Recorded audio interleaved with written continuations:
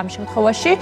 უნდა ვიცოდეთ ის, რომ ჩუქება დადებულად ითვლება მაშინ, როდესაც ნივთი რეალურად გადაეცემა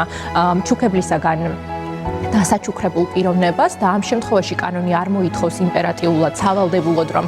მხარეთა შორის დადებული იყოს ხელშეკრულება წერილობითი ფორმით, ხოლო თუ კი ჩვენ ვსაუბრობთ უძრავ ქონებაზე, უძრავ ნივთზე, ამ შემთხვევაში განსხვავებულია სამართლებრივი რეჟიმი, თუ როგორ უნდა მოხდეს მესაკუთრის ცვლილება ამ ქონებაზე და შესაბამისად აქ უკვე საჭირო არის საკუთრების უფლების რეგისტრაცია საჯარო რეესტრში და ყველა შესაბამისი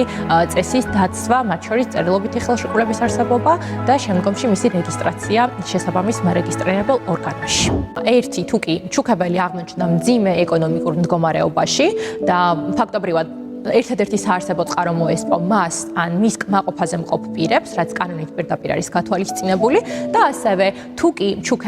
ჩუქებლის მიმართ ან მისი ახლო ნათესავის მიმართ დასაჩუქრებულმა პირმა გამოავლინა დიდი უმადურობა ან მძიმე შეურაცხყოფა მიაყენა მას. თუმცა როგორც უკვე აღნიშნეთ, ეს არის შეფასებითი კატეგორიები და ყოველ ცალკეულ შემთხვევაში სასამართლო მსჯელობს